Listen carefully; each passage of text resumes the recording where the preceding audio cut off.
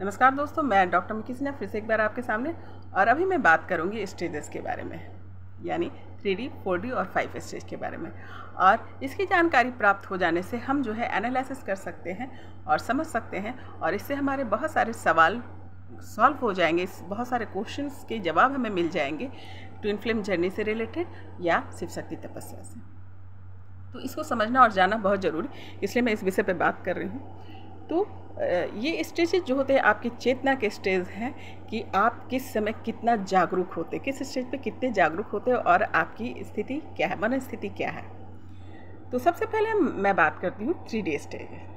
3D stage में क्या होता है कि हम कम्प्लीटली अपनी इंद्रियों पे डिपेंड होते हैं। इंद्रियाँ यानी आँख, नाक, कान, मुँह, स्किन और टंग, यानी जो इंद्रियाँ ये इंद्रियाँ हमें दिखाती है वही हमें सत्य लगता है, और ये हम जानना भी नहीं चाहते कि इसके आगे भी कोई दुनिया है, या बिलीव ही नहीं करते कि इसके अलावा भी कोई दुनिया है।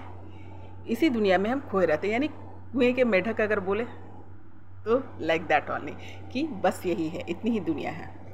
इसलिए यहाँ पर जो है इस स्टेज में हम जो है अपने रूटीन लाइफ को जीते हैं, नॉट मोर देन दैट।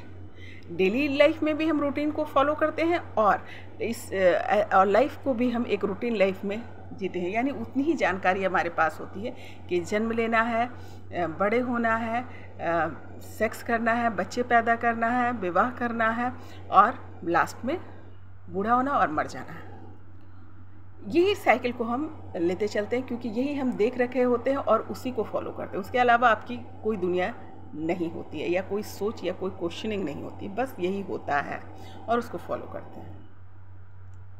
अब आते हैं कि मोह माया। ये इस टाइम में आप अटैचमेंट में होते हैं, हाईली अटैचमेंट में होते हैं, कि एकदम जकड़े हुए होते हैं माया में, मोह में, और इससे आपका निकलना असंभव सा लगता है। वहीं पे आपको अटका रहता है, मतलब माया से ग्रसित होते हैं। माया का प्रभाव यहाँ पे बहुत होता है इस स्टेज में। अब आते हैं कि फील, ईगो, अहंकार, ईर्ष्या, लोभ, लालच, इन सब चीज़ का यहाँ पर इम्पोर्टेंस या फिर प्रभाव बहुत ज़्यादा होता है, और इसी को ही इम्पोर्टेंस देते हैं और इसी को ही अचीव करना समझते हैं। और इसके अपोजिट ये भी हो गया। और दूसरा क्या है कि आपका ये लो वाइब्रेशन एनर्जी में भी यहाँ पर बहुत प्रभाव रहता है, जैसे होता है दुख, डर, भय, ये सब चीज़ों जो है, गिल्ट, ये सभी भावनाएं यहाँ पर कूट कूट के भरी हुई होती हैं। ये दोनों इस प्रकार की भावनाएं यहाँ पर चलती रहती है और उसको हम फॉलो करते हैं, उससे हम ग्रसित होते हैं। घमंड इस बात का कि मैं सुंदर हूँ, मेरे पास धन है, मेरे पास दौलत है, मेरी गाड़ियाँ हैं, मेरे बंगले हैं, मैं ऊंचे पद पर हूँ, मैं इतना कमाता हूँ, मैं इतना सर्व करता हूँ, मतलब हर चीज़ यहाँ पर जो है घमंड से जुड़ा होता है। कोई भी काम जो हम करते हैं उसको सीधा के सीधा हम उसको घमंड से ले लेते हैं।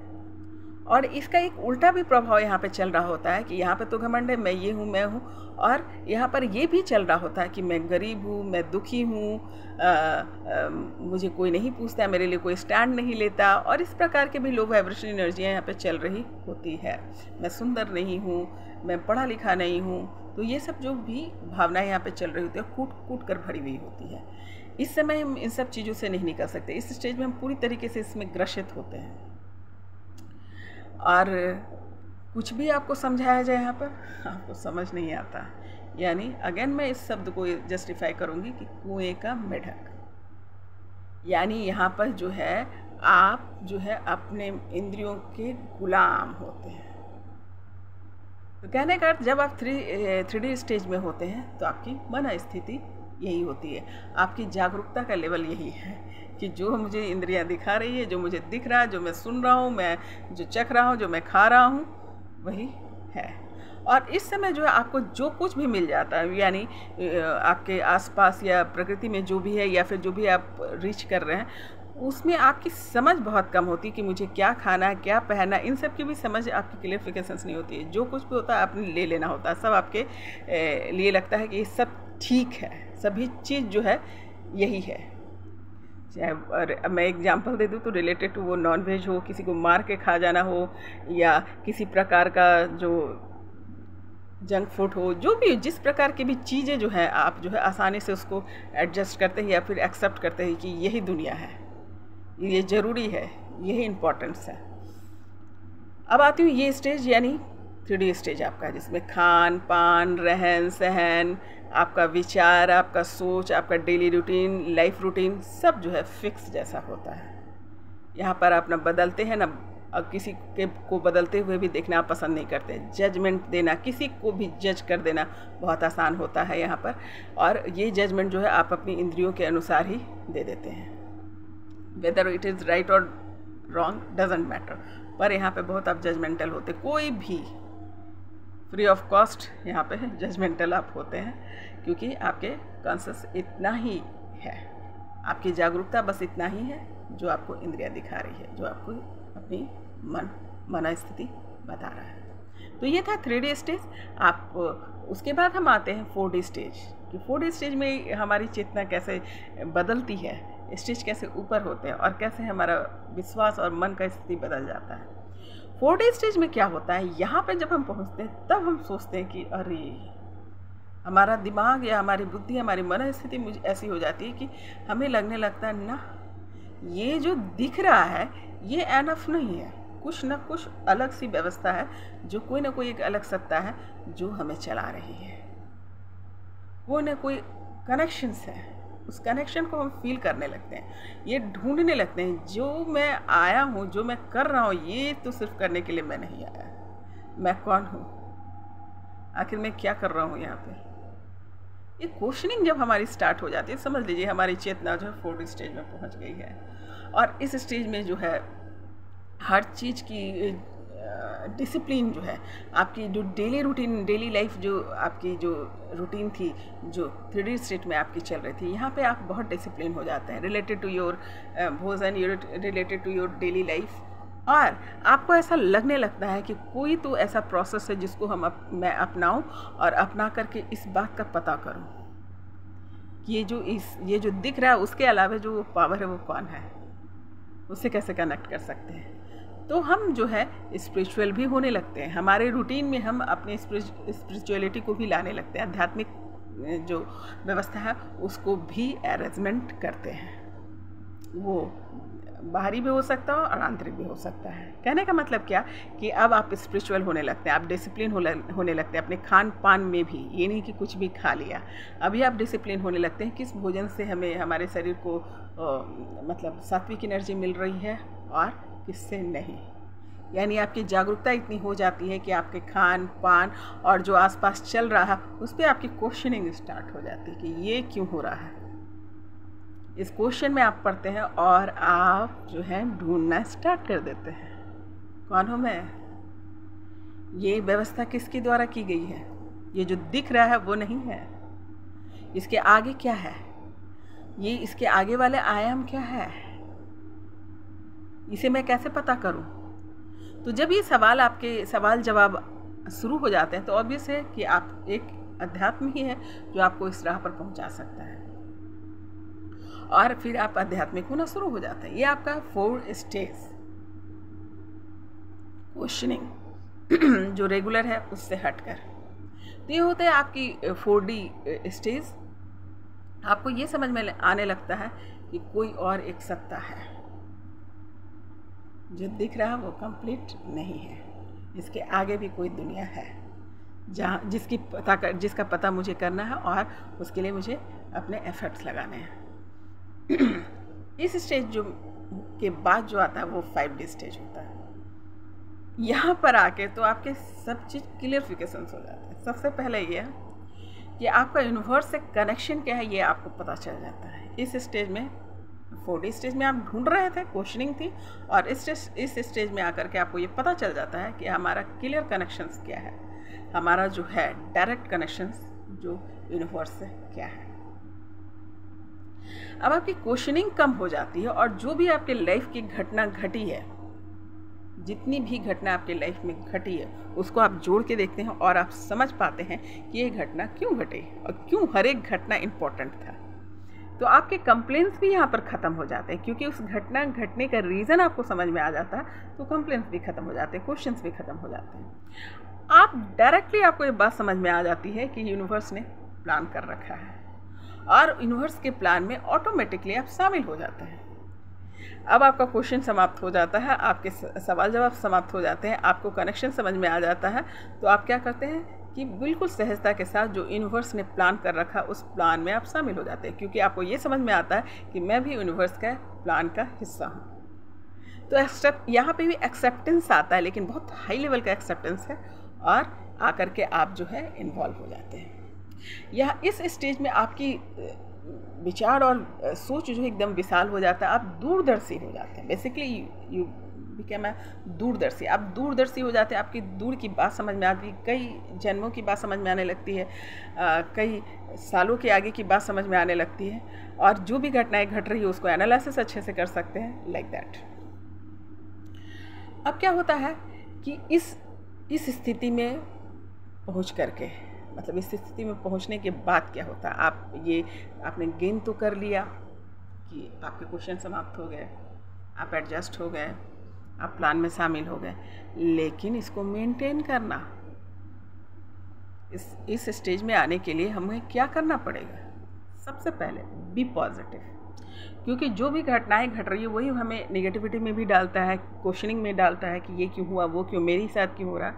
तो यहाँ पर आपको इस स्टेज पे पहुँचने के लिए आपको सबसे पहले जो होगा, जो भी घटनाएं घट रही हैं वो नेगेटिव से नेगेटिव आपको फीलिंग क्यों नहीं दे रही हो, लेकिन अपने जो है सकारात्मक ऊर्जा को समाप्त नहीं करना, उसे मेंटेन करके रखना है। अपने पॉजिटिव वैल्यू जो है आपके अंदर उसको मेंटेन करके रखना है। अगर ये घट रहा है तो इसमें भी कुछ अच्छी बात होगी।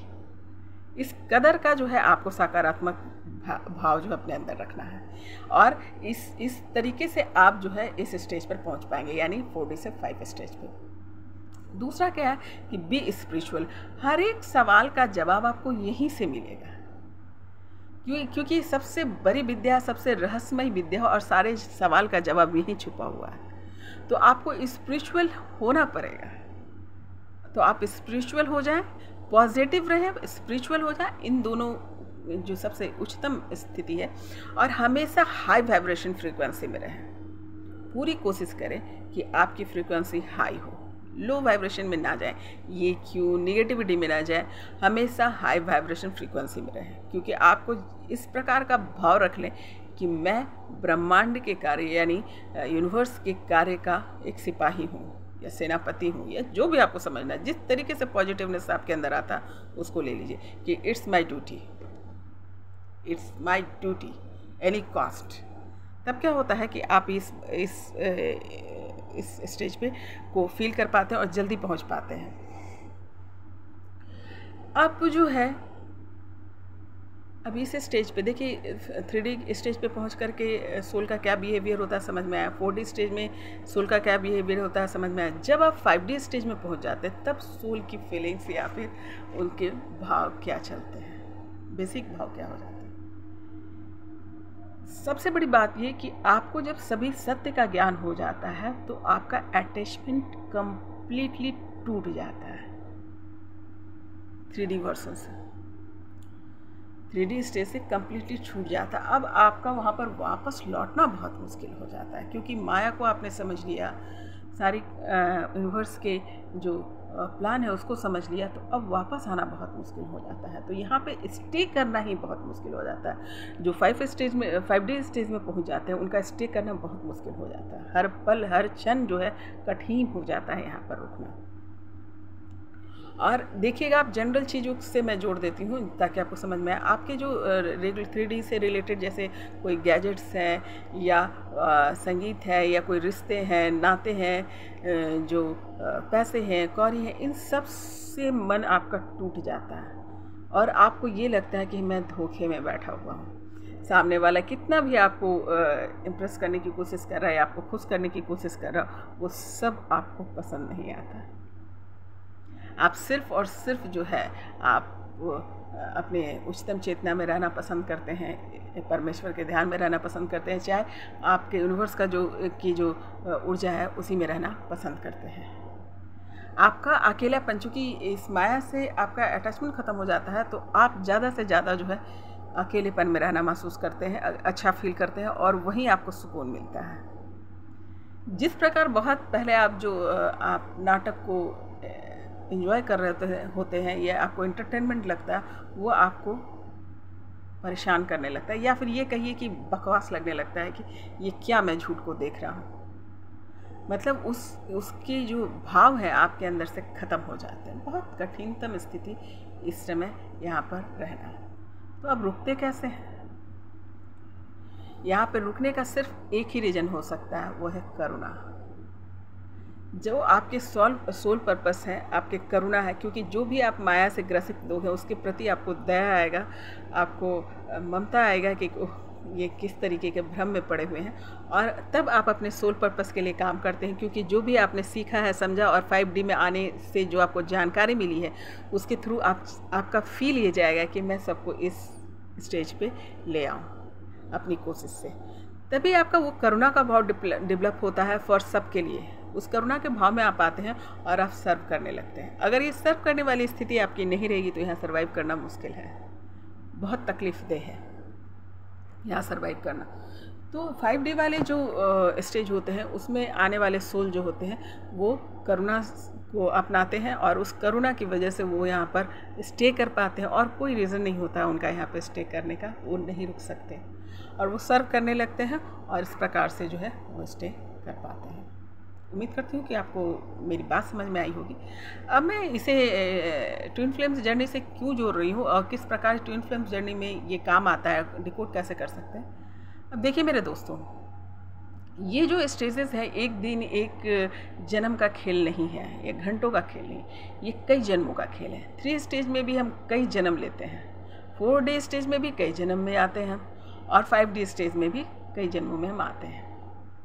तो बिल्कुल भी ये साधारण सी परिस्थिति नहीं है। और जब हम ट्विन फ्लेम जर्नी या शिव शक्ति जर्नी में हैं, तपस्या में हैं, तो ये इस स्टेज हमें मदद करता है कि हम कैसे आइडेंटिफाई करें इस तपस्या को। तो मैं अपनी बात करती हूँ, पहले अपने एक्सपीरियंस से ही ले जाऊँगी। इस जन्म की जो स्थिति है मेरी, उसकी बात करती हूँ। मेरे जन्म के साथ ही मैं 4D स्टेज में थी। 4D स्टेज यानी क्वेश्चनिंग में, ये क्यों है, क्या है, ये जो दिखता है वो नहीं है, कोई क्यों मरा, क्यों, मैं कौन हूँ, कहाँ से आई हूँ, किस लिए आई हूँ, और मुझे वहाँ पर मन नहीं लगता। मेरे जो बच्चे खेल रहे हैं तो क्यों खेल रहे हैं। मैं जनरल बिहेव नहीं किया करती जो आम लोग किया करते थे। जैसे आते के साथ ही मेरी क्वेश्चनिंग साथ आई थी, मतलब, और मैं इस वजह से बहुत छोटे से ही जो है मैं आध्यात्मिक भी रही, कभी भक्ति भाव में, कभी कर्म कांड में, पर मेरे ध्यान वहीं लगे रहते थे कि कहाँ खोजूं, इस सवाल का जवाब कहाँ से मिलेगा, मैं कौन हूँ, और ये जो गुप्त चीज़ें जो चल रही है उसकी जो रहस्यमय जो चल रही है, जो दिखाई नहीं दे रहा पर हो रहा है, तो ये चीज़ क्यों हो रहा है। तो उसकी वजह से मैंने बहुत सारी पढ़ाई की, बहुत सारी खोजें की मैंने, छोटे बड़े या हर स्तर पे मैंने खोज किया जहाँ पर जवाब मुझे नहीं मिल रहा था। और इस 4D स्टेज में मैंने अपनी पढ़ाई पूरी की, अपनी खोज करने लगी, बहुत सारे हर एक सब्जेक्ट पे अप्रॉक्स मैंने खोज किया, और हर कोने गई, हर बात से मैंने अपने आप को खोज किया कि कहाँ क्या है, सवाल का जवाब ढूंढ रही थी, इस सवाल का जवाब मिल जाए, ये जो चल रहा है उसका जवाब क्या है। तो फाइनली इसके बाद जो है मैं अपने स्टेज 5 स्टेज में मैंने एंट्री लिया, जब बात समझ में आ गई, और मेरे लिए मुश्किल हो गया। यहाँ रहना मेरे लिए बहुत मुश्किल है, हर पल हर वक्त मेरे लिए बहुत कष्टदायक, हर पल हर वक्त मेरी सोच जो होती है यहाँ से निकल जाने की होती है। इस धोखा, इस माया, इस व्यवहार को मैं एक्सेप्ट नहीं कर पाती, और हर दिन मेरे लिए कष्टदायक हो जाता है कि मैं जान रही हूँ कि ये सारे झूठ है, और उन झूठ को झेलना बहुत मुश्किल है, चाहे वो रिश्तों के रूप में है, चाहे वो किसी भी कारण से सिचुएशन है, पर ये मेरे लिए बहुत तकलीफ़देह है, बहुत ज़्यादा ही तकलीफ़देह है।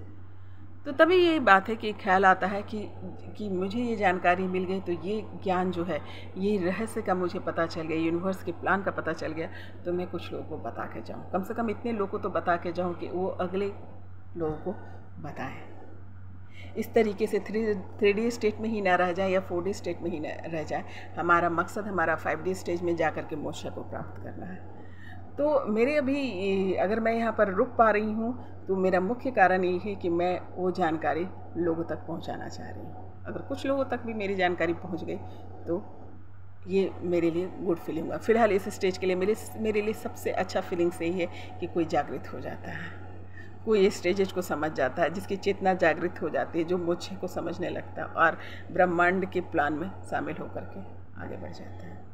तो यही मेरे लिए अभी अचीवमेंट का सबसे बड़ा अचीवमेंट यही है कि मैं ये बात पहुंचा दूं और हर पल हर वक्त लगता है कि मैं सबको बचा लूं, इस अंधेरे कुएं से मैं सबको बचा लूं। इस भाव के रहने की वजह से मैं स्टे कर पा रही हूँ। तो उम्मीद करती हूँ कि आपको मेरी बात समझ में आई होगी। अपने स्टेजेस को समझिए और उससे आप एनालिसिस कर सकते हैं कि आपके ट्विन फ्लेम्स जो है किस स्टेज पे आपसे मिल रहे हैं और क्यों बिछड़ रहे हैं, मिल रहे हैं, या कोई ट्रिगर दे रहे हैं, या ट्विन फ्लेम्स के जरिए ही बहुत सारी जो आपके जो है प्रॉब्लम्स जो है लेसन पूरे हो रहे हैं। तो इसके कारण भी ये स्टेज होते हैं, उसको आइडेंटिफाई कर लीजिए, आपको समझ में आ जाएगा। बहुत सारे सवाल का जवाब आपको यहीं से मिल जाएगा। तो और अगर आपको रिलेटेड टू एनी क्वेश्चन आपके मन में है, भाव है, तो आप ज़रूर मुझसे पूछें और मैं पूरी कोशिश करूँगी इस सवाल का जवाब देने का। तो फिर मिलती हूँ नए सवाल, नए जवाब, नए विषय के साथ। नमस्कार।